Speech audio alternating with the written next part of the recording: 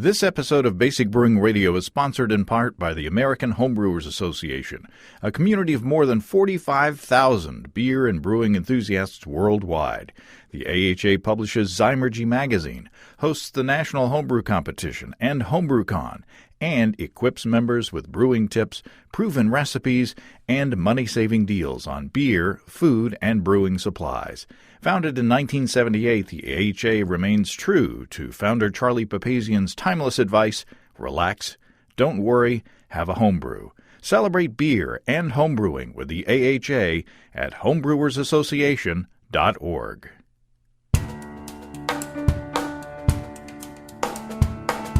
Welcome to Basic Brewing Radio for Thursday, January 18th, 2018. I'm James Spencer. Here at Basic Brewing Radio, we're all about homebrewing. This week, homebrewer Joe Covey and I talk about 3 yeast-based split-batch homebrew experiments. Yeast brings a lot of character to beer, and we'll see how different yeast choices affect milk stout, autumn seasonal ale, and Saison. If you go to basicbrewing.com, you can find archives of our audio and video shows, our DVDs, our brewer's logbooks, and other Basic Brewing gear. You can follow me on Twitter and Instagram at Basic Brewing and find our show page on Facebook. We have a cool Basic Brewing app on iTunes and Amazon.com, and we're found all over the place where fine podcasts are served up. And if you do us the favor of rating us on iTunes and maybe leaving a nice comment, they say that'll help new listeners to find us. If you want to support us financially, check out patreon.com/basicbrewing. Thanks to everybody who's done so already. In case you missed it, I posted a Basic Brewing video episode on Monday of my Lemon Drop Golden Ale. That is a tasty beer. And I've got another episode in the can that I'm going to edit and post before the end of the month. It's of Steve and me tasting my 15-minute all-grain hop stand smash pale ale that may be a New England IPA thing. I don't know. It was a fun little experiment. If you want to see that video days before everybody else, hop on over to patreon.com/basicbrewing and join at the $5 level, and I'll post the recipe for those supporting at the $2 level and above. And thanks very much again to those who have joined up. I've been threatening to use my Instant Pot I got for Christmas to do a small batch sour worting experiment, and that experiment is underway. The Instant Pot has a yogurt function that is designed to hold milk at a temperature that lactobacillus likes. So I kind of adapted that function to sour a 1-gallon batch of wort overnight. The instructions say that the pot holds temperature at around 115 degrees Fahrenheit. That's 46 C. But mine stayed around 95 Fahrenheit or 35 C. And maybe it's because I had to leave the lid off to accommodate the 1-gallon jug that I had sitting in the water bath that I made there in the pot. I used a jug because I wanted to limit the exposure to oxygen. Anyway, whatever temperature, the method worked. I used one of those Good Belly mango shots as the lactobacillus source.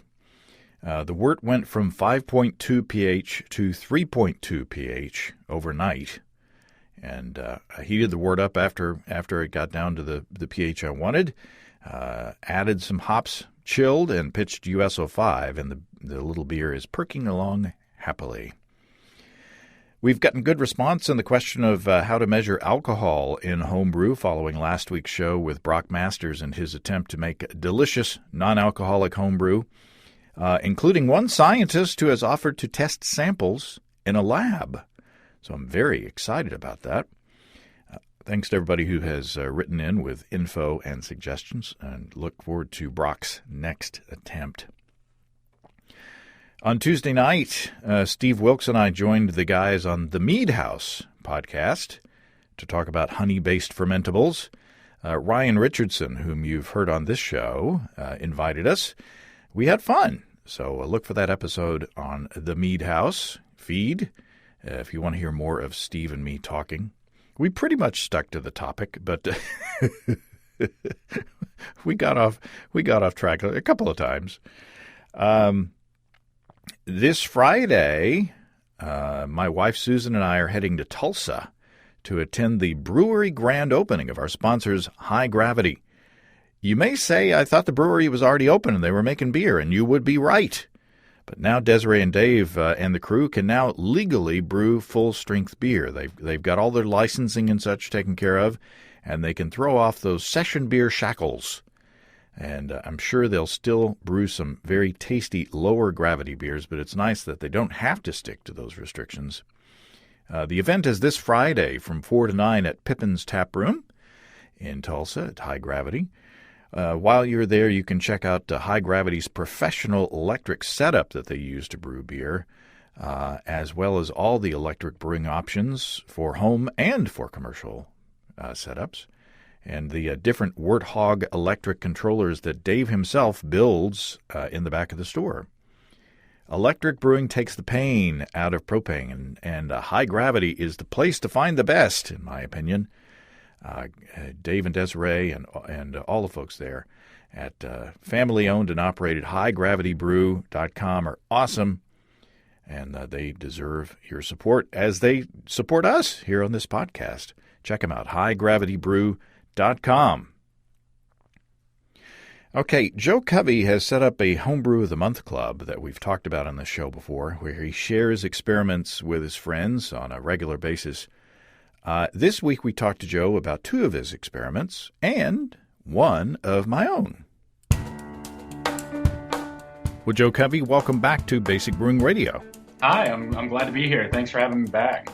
Now, we have talked about your club, your Joco Brew Club, before. But for those who didn't hear the initial episode where you came on and shared your Saison yeast experiment, talk about what you're doing with your sort of club and these friends that you're working with.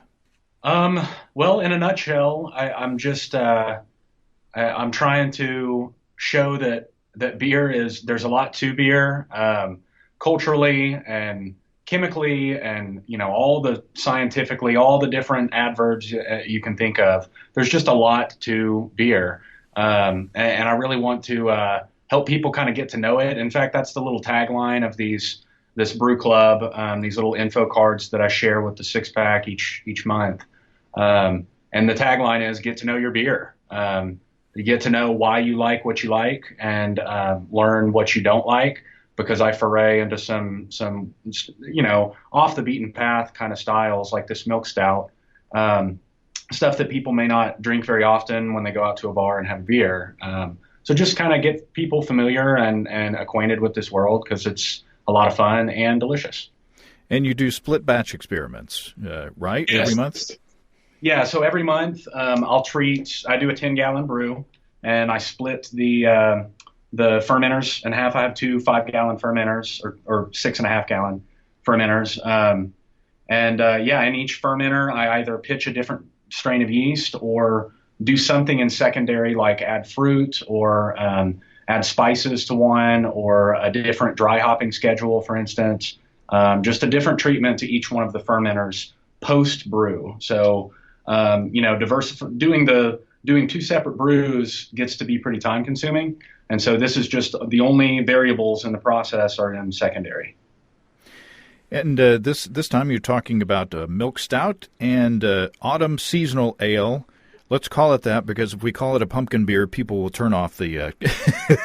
Say yes. And I tried to address that in a cheeky way in a little info card for the pumpkin brew. It's cliche, but it can be very delicious too. So. And I have to say that even if you don't like pumpkin beers, stay tuned, because I thought that there were some interesting contrasts between the 2 samples. So they could be applied to other styles other than the pumpkin beer. And there are people out there who actually like pumpkin beer, even though pumpkin beer and New England IPAs, it seems like, are the right. the 2 of the most pooped on styles on Twitter and such. But each have their diehard fans as well. So in the name of science, stay tuned. But let's start talking about the milk stout. Talk about the recipe that you use. So I read a lot about adding lactose to a brew, and it seemed to be all over the map. Some people add as little as half a pound to a 5 gallon brew, all the way up to as much as 2 pounds for a half-gallon brew. And so, or not for a half-gallon, a 5 gallon brew. And so doing 10-gallon brew, I scaled up a little bit, and I kind of went middle of the road. I did a pound and a half in this particular brew. I added it towards the end of the boil, pretty much for sterilization purposes, just about 5 minutes before the end of the boil, and that brought gravity up quite a bit right there at the end. And let's see, in the grain bill, I went for mostly base grains Maris Otter. I did 14 pounds of Maris Otter. And then another one that I kind of considered as a base grain, although it's not really a base grain, I added a bunch of chocolate malt just to give it a lot of roasty flavors, a lot of dark color, really try and darken up the head, get that nice, espresso colored head. So I added 3 pounds of that. And this is for the whole batch, the 10 gallons, right? Yes, this is for the 10 gallons, correct. Okay, all right. Yeah, so 14 pounds Maris Otter, 3 pounds chocolate malt. I had 10 ounces of roasted barley, which is, very high on the Lovibond scale and fairly acrid, but I wanted a bit of that acrid bitterness in there against a lot of that sweet from the lactose. Black Prince, I added 2 pounds of that. Midnight wheat, I did half a pound of midnight wheat. I felt like I was getting a lot of roastiness going on. And just as a self-critical brewer at the end of this, I felt like I was a little heavy-handed with the roasty flavors. But I'm hoping that the lactose balanced it out fairly well. For hops, I used very little hops. I did an ounce of Challenger and then 2 ounces of East Kent Golding. And I think I did the EKG. I did 1 ounce at 60 minutes, another at 30, and then the Challenger at 20-minute mark. You didn't stop there. Oh, right. Yes. I got to mention the cherries as well. So the cherries, this is still left over from some cherries that I picked with my father up in Montana this summer. I brought back, it was 72 pounds of cherries that we cleared out of one cherry tree near where he lives in Lakeside, Montana. Wow. And and so I flew back 2 suitcases actually were filled with cherries in gallon Ziploc bags that we had pitted on the back porch. And yeah, they looked at me like I was crazy, but I brought back a whole bunch and they're in my freezer. Also, I've been using them up, and I did 10 pounds of pitted sweet. They're called Amarillo cherries. And so 10 pounds of that right near the end of the boil at about 5 minutes. And then I had them in 2 little stainless steel mesh cylinder things, much like they use for hop strainers. Mm-hmm. So I had 2 separate ones, and I let those right into the fermenter when I split them in half. So those cherries were in contact with the beer pretty much until bottling. And so, cherries, right at the end. And so all those sugars kind of fermented out and got a little more subtle as all the other sugars were fermenting out. And so I was just shooting for a really balanced, sweet, kind of chocolatey stout, a milk stout with the chocolate flavors, heavy-handed. I forgot this as well, cocoa nibs. So I added cocoa nibs about, it was about a third of a pound of cocoa nibs to each 5-gallon fermenter after fermentation was done. So that punched up the chocolatey flavors quite a bit. And I was hoping to just get a complex but balanced beer. Yeah, it was delicious.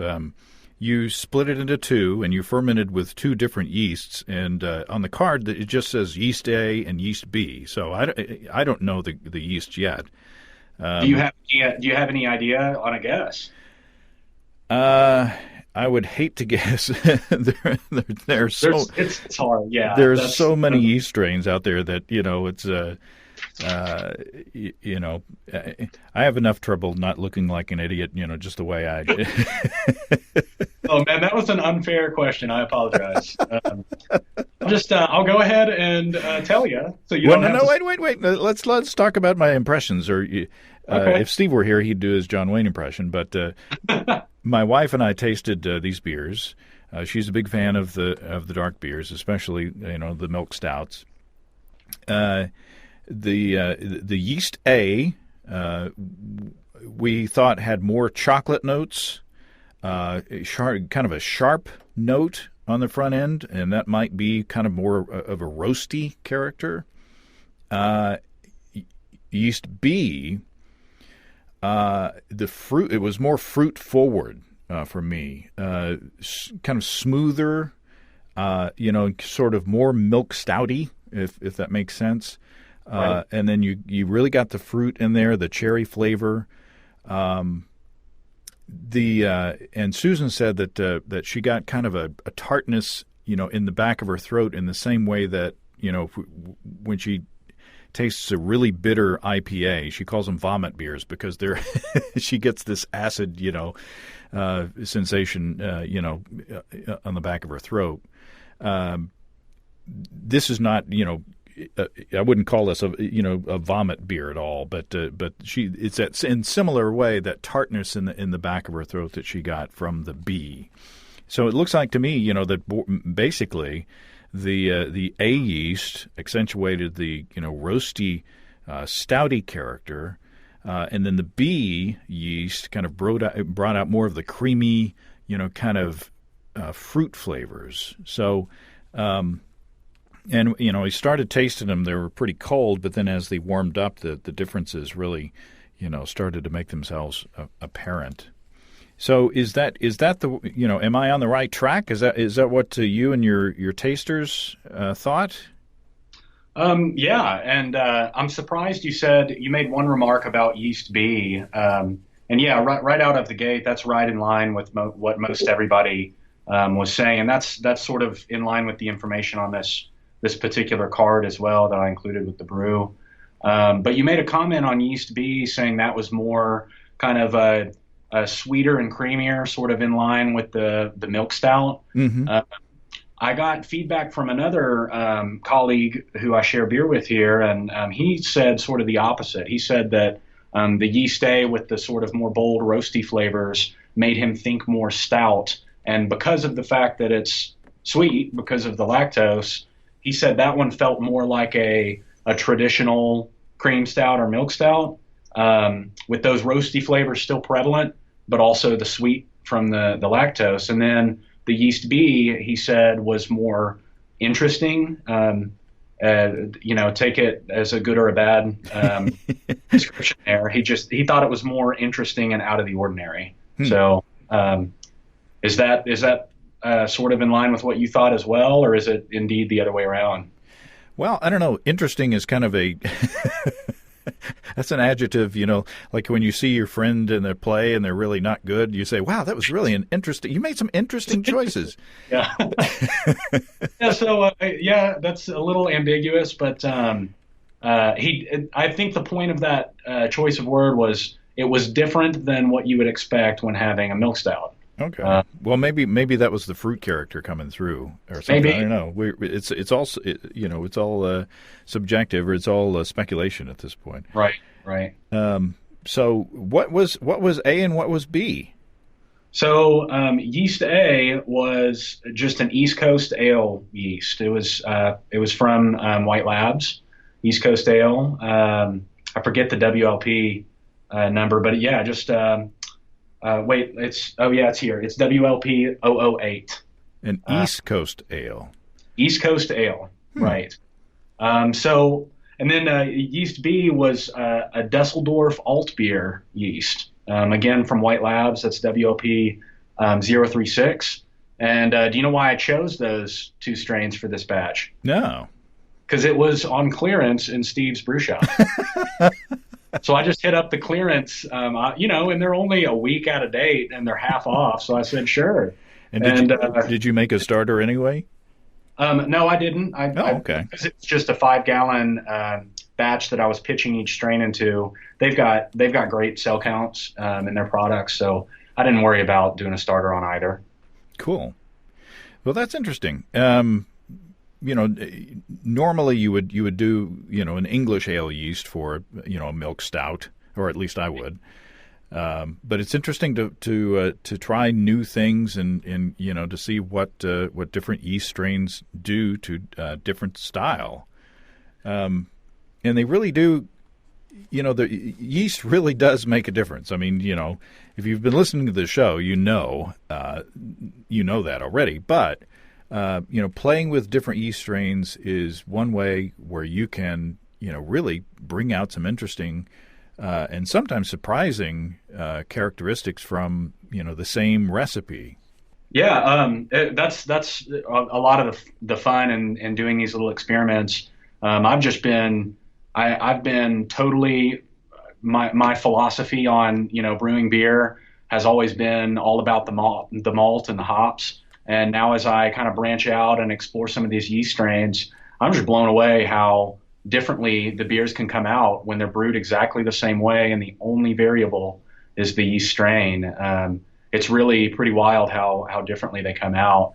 But I think that it's also in line with the attributes that are posted on these packages of yeast, the attenuation, flocculation to a certain extent, but a more highly attenuating yeast, such as the East Coast ale yeast in this particular brew, I felt like that cleaned away a lot of the sugars and let those roasty flavors and dark chocolate and coffee and all that stuff shine through, whereas it didn't punch up the sweetness and the fruitiness like the other one, which was a less attenuating yeast. Yeah, what are your fermentation numbers? What was your original gravity, and what were your final gravities for each?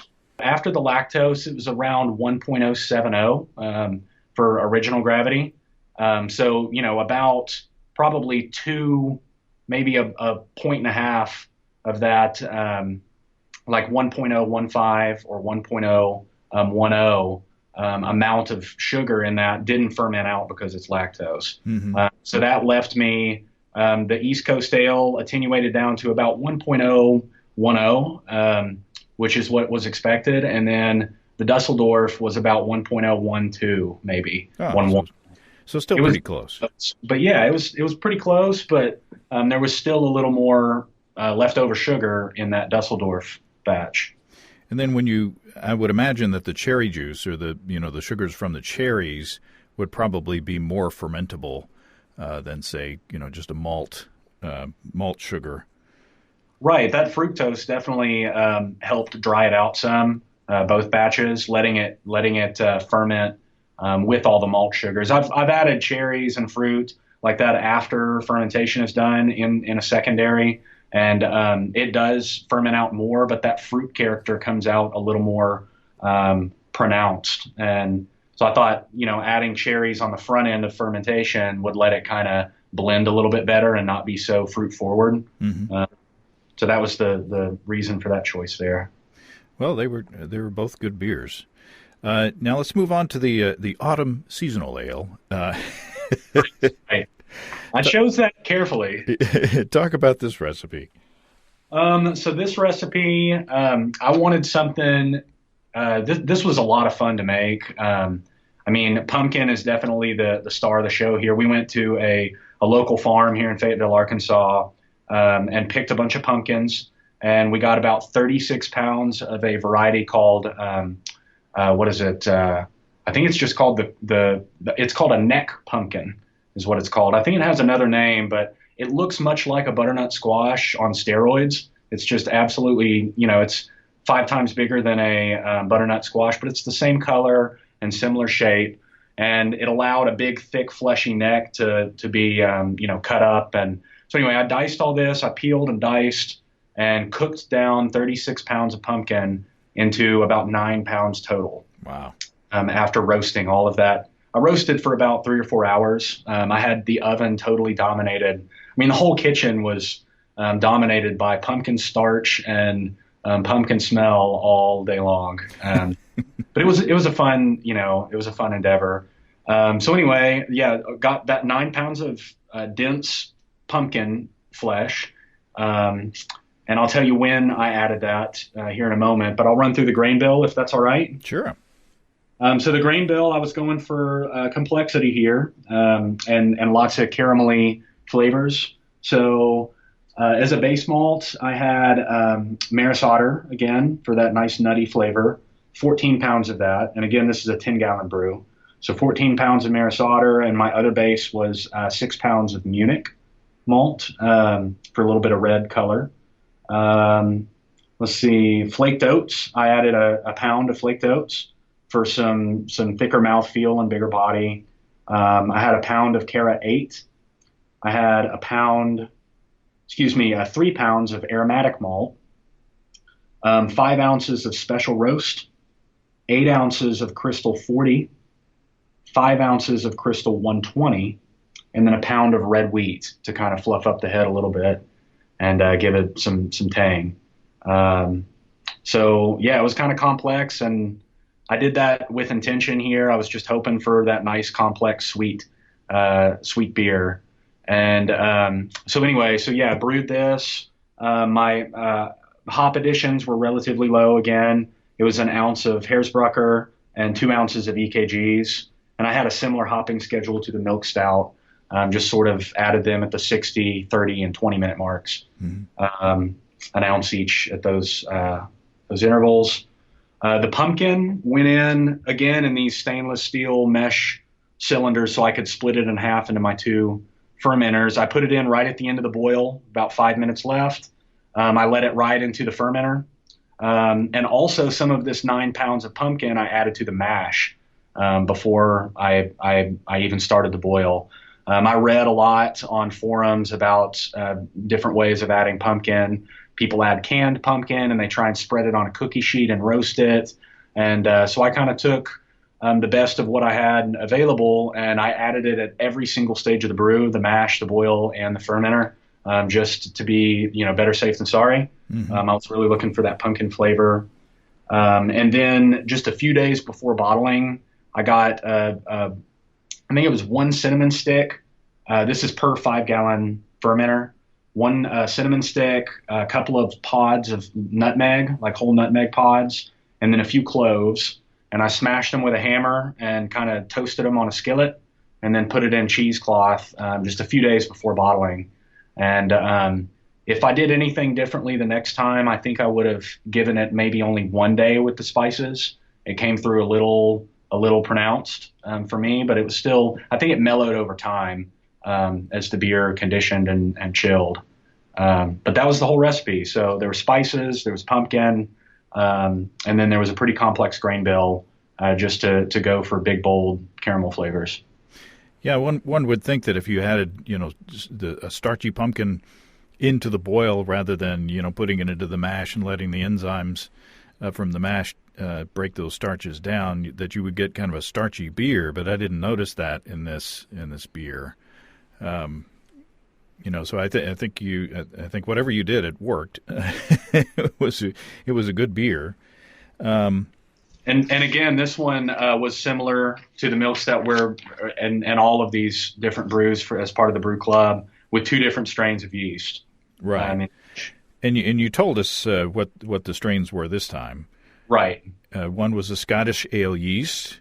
Correct. And then the other was a monastery ale yeast. Right. So we tasted these again. Now this one, I think the differences were more pronounced in this one than in the first set. The first set I had to kind of let them warm over time, and then the differences started to come out as the beer warmed. The differences were just stark to me. The monastery ale yeast, I said that it had a lot more spice character. I wrote down big spice. I wrote down root beer with a question mark. Okay. Yeah. And then, my wife, Susan, said it had more ginger flavor. So those spices were really popping. And I believe that the yeast character, because the Belgian yeast, they tend to bring out more estery, spicy character in their fermentations. I think that had to add into those spicy flavors substantially. Now, the Scottish ale yeast, it was also good, but the spices in that one were subdued to my palate, and it made it a very malt forward beer. And I wrote down characteristics such as sweet bread, like maybe a banana bread kind of a thing. Not necessarily tasting a banana flavor, but that taste that you get from the bread part of a banana bread. Right. And then the caramel or the caramel flavors really popped in the Scottish ale yeast, which is interesting because, Scottish ale, when you think about Scottish ale, you think about caramely, you boil it for a long time to caramelize those sugars in there. And then it turned out, at least in this experiment, that the yeast itself helped to accentuate those characteristics too. So what are the numbers on this? What are the fermentation, the gravity numbers on this one? This one was, I think it was, I don't have my notes handy and I apologize, but just from memory, it was around 1.0, 6.3 or 4 for the original gravity. So it's kind of, approaching some decent alcohol levels. This one was around 6.1, 6.2, somewhere in there. The monastery ale strain, that batch fermented out a little bit more, which makes sense in line with the Belgian strains. It's going to leave a drier finish and that stronger phenolic kind of spicy flavors in there, which punched up the spiciness of the spices added, cinnamon and cloves and all that. But the Scottish ale yeast, it attenuated down to about 1.014, 1.5. So it left a sweeter finish for sure. And then that monastery ale was down to about 1.012, if I remember right. It surely finished out a few points higher. But yeah, and that makes sense. I think that as in with the milk stout, hang on, let's see. Jump back over here. I think I'm crossing some wires here. Yeah, so I think that if you're trying to let a particular character of these, like with these two beers, I tried to let a particular character shine in it, and if you have a less attenuating yeast, one that's going to leave a sweeter finish, it kind of competes with that element that you want to let shine, such as the spices here. It's a pumpkin beer after all. I was going for that nutmeg, cinnamon, brown sugar kind of flavors like a pumpkin pie. And I think that having the monastery ale yeast with the drier finish let the spices come out a little stronger, whereas the one that attenuated less, the Scottish ale yeast, left a sweeter finish, and it kind of competed and subdued that spiciness a little bit more, kind of covered it up, if you will. Yeah. I don't know if that's accurate or not, but that's kind of my thinking on that particular batch. Yeah, this one was, like I said, the differences between these two were pretty stark for me, and I really enjoyed the Belgian, the monastery ale yeast version more, just because if you want a pumpkin spice beer, you really want to taste those spices, and that yeast really made those spices pop. Is that what your tasters felt? Yeah, this one was pretty polarizing. So there were, it was about 50-50. I share this beer each time with anywhere from 14 to 16 people, either a few bottles or a full 6-pack. And it was split down the middle. Some people, my wife liked the Scottish ale yeast better. She likes sweeter beers. And she just liked it because it reminded her of pumpkin pie, with a lot of sweet finish and all of that. I'm with you, James. I like the spicier, a little bit stronger, like in-your-face flavors of that particular brew. And it was, like I said, it was about split down the middle between all the people that I shared this brew with. A few people I haven't heard back from, but I assume that it would be the similar story, just split down the middle. Well, everybody's got their own preferences, and that's what makes the world go round, I guess. Right. Some people are just wrong, That's So, Joe, I'm turning the tables on you now. I gave you an experiment that I did, inspired by your Saison yeast experiment. I did one of my own, and if you watch the recent episode of Basic Brewing Video with Steve and me, you can see us do a triangle test on the show and taste the difference. Try to taste the difference between an extract Saison brewed with Bella Saison yeast and T58, the SAF brew T58. Now, let's see. I guess I should review the ingredients for this beer. It was a 5-gallon batch. I used 3.3 pounds or 1.5 kilograms of Bavarian wheat liquid malt extract, 3.3 pounds or 1.5 kilograms of Pilsen Light liquid malt extract, and 1 pound of dextrose.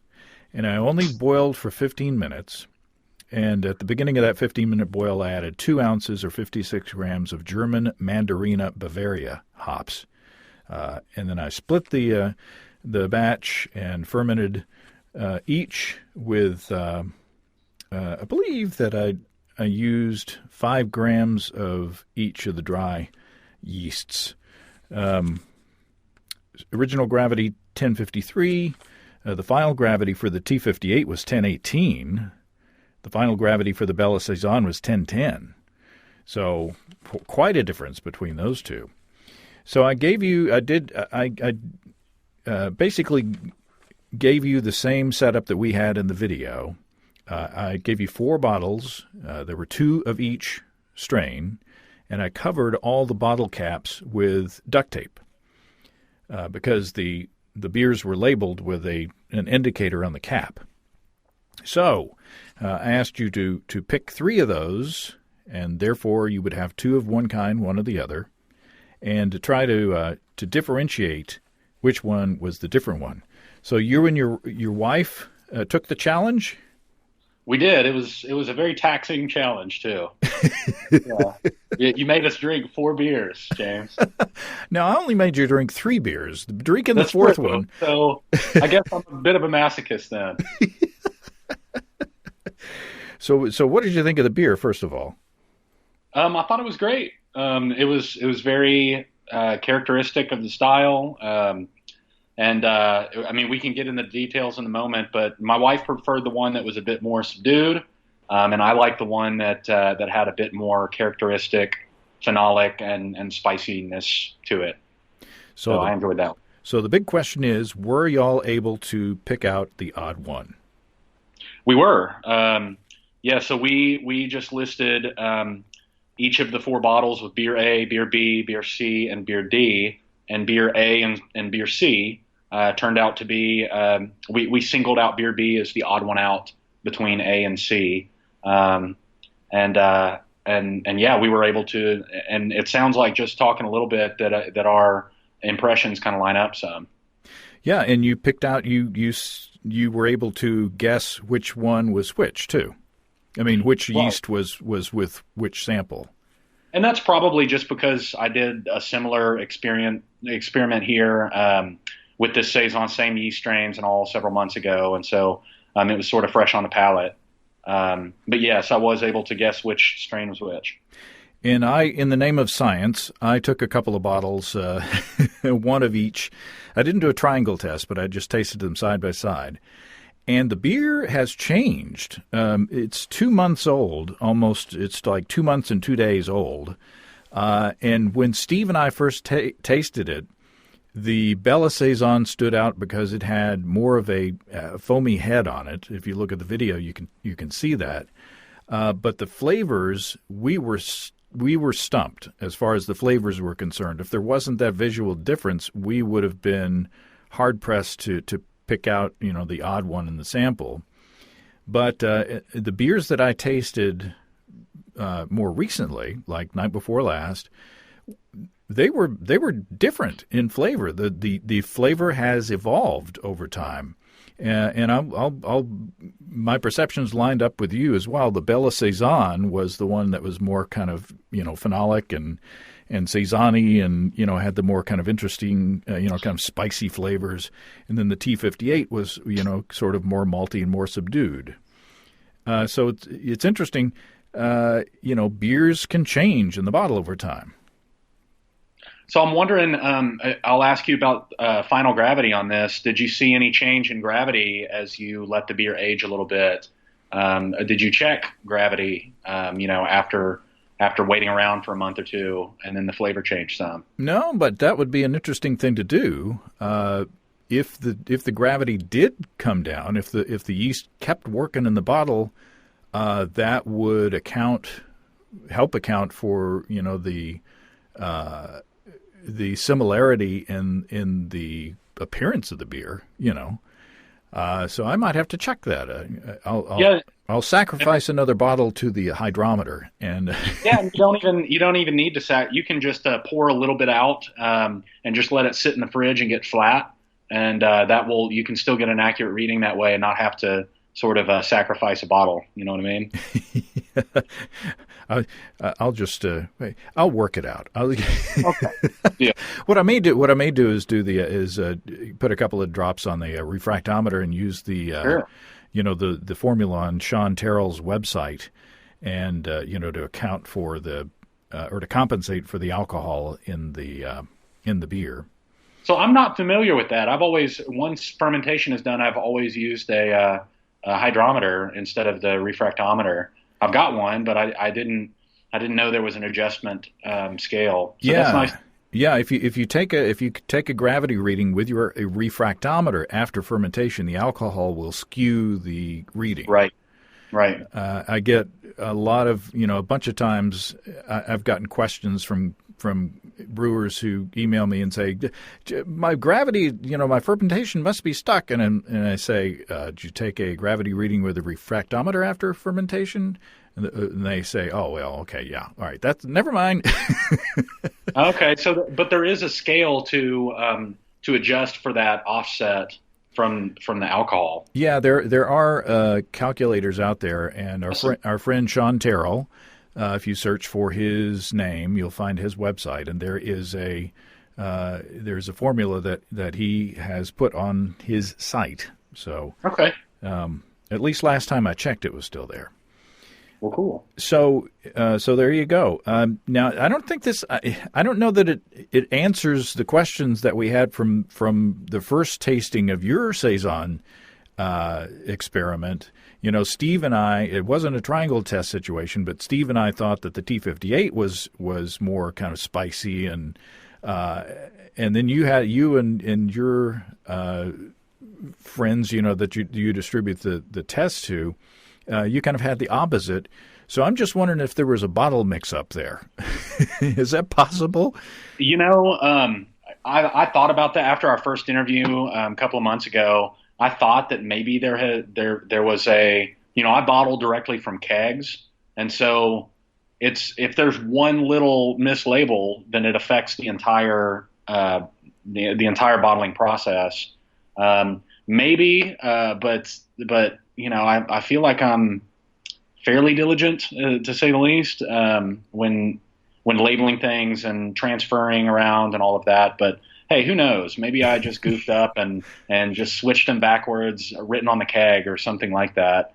Well, I think it would seem to me that your process would not. I mean, my thing was, maybe two of the bottles somehow got switched and got the right bottle got the wrong beer in it, but it doesn't sound like your process would allow for that. Not really, because I do straight out of the fermenter, I transfer to kegs and then force carbonate and then age for a little bit and let things settle out and then bottle from there. And so when I undergo bottling, I have about 50 bottles or so come out of a keg, and I just label all those and set them aside and then start with the new keg. So So I'm not sure, but you might be right. I mean, maybe I just switched did the old switcheroo. Who knows? And the I'm trying to odds throw you a curveball here. You're keeping me on my toes, James. and the odds that the of Steve and me getting the switched ones are probably pretty. I don't know. We'll just chalk it up to a mystery of brewing and science, and that's why you repeat experiments. I know, and it's just another sacrifice that we poor beer drinkers have to make in order to encounter these problems and rectify them in the future.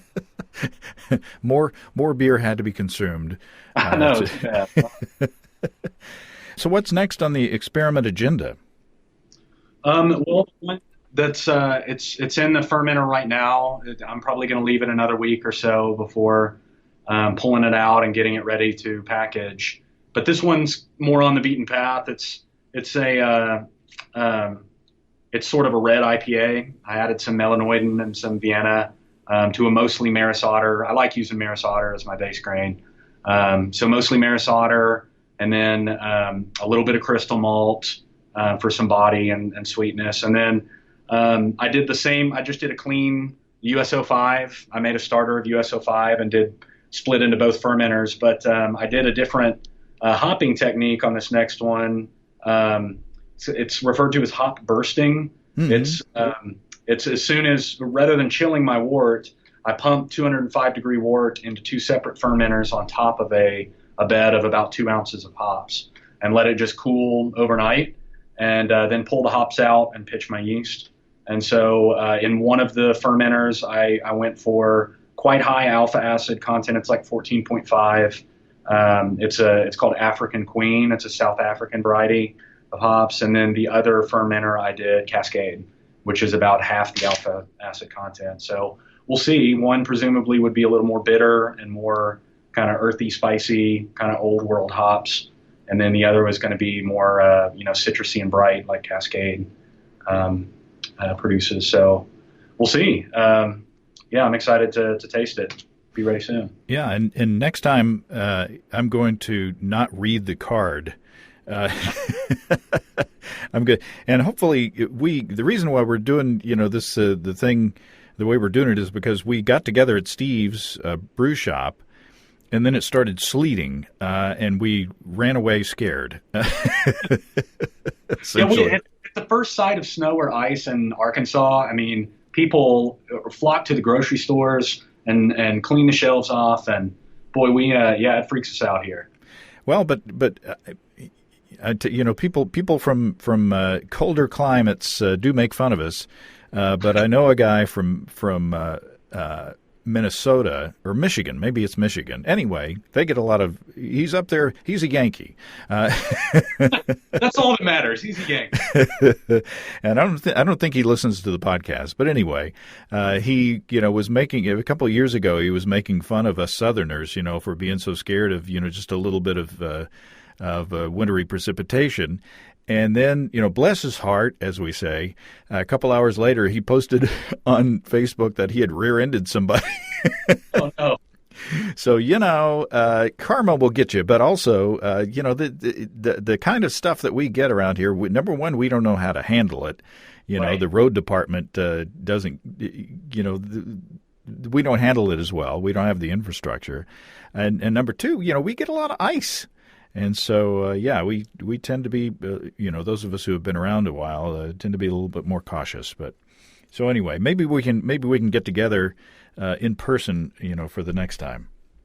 I hope so. Yeah.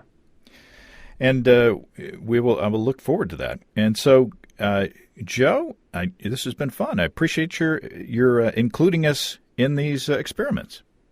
Of course. Yeah, it's been a lot of fun. I look forward to sharing some more beer with you guys. Awesome. Well, thanks again to Joe. Gotta love the split batch experiments.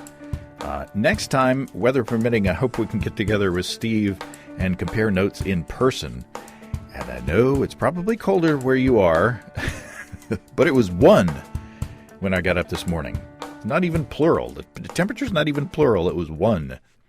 But I hope it'll be good for killing those ticks and chiggers, though. We had a very, very mild winter last year and had lots of the little biting things crawling around. If you have brewing questions, show suggestions, or just want to say howdy, write to James at basicbrewing.com or just fill out the contact form on basicbrewing.com. And please don't forget to tell us where you're from. Thanks to everybody supporting us through our Patreon page. Special goodies coming your way. Check that out at patreon.com/basicbrewing. Be sure to check out our DVDs, Extract Brewing and Partial Mashing, Stepping into All Grain, Low-Tech Lagering, and Decoction Mashing, and Introduction to Wine Kits. You can find them all on our site. You can get a free Basic Brewing bottle opener with any DVD combo. You can check out our Basic Brewing shirts in the store, too. And you can find our logbooks where you can track and log up to 50 batches of beer. Check all that out at basicbrewingshop.com, and every order gets a sticker. Basic Brewing sticker that you can stick on your kegerator or your bumper or your RV or your computer, whatever you want to stick it on. And don't forget you can join the American Homebrewers Association and subscribe to Brew Your Own magazine as well through our associate links on basicbrewing.com. It's all until next time. Until then, thanks for listening, everybody. I'm James Spencer. Production help for Basic Brewing Radio and our website is provided by Kelly Dotson. Basic Brewing Radio is a production of Active Voicing. We'll talk to you next time, everybody. So long.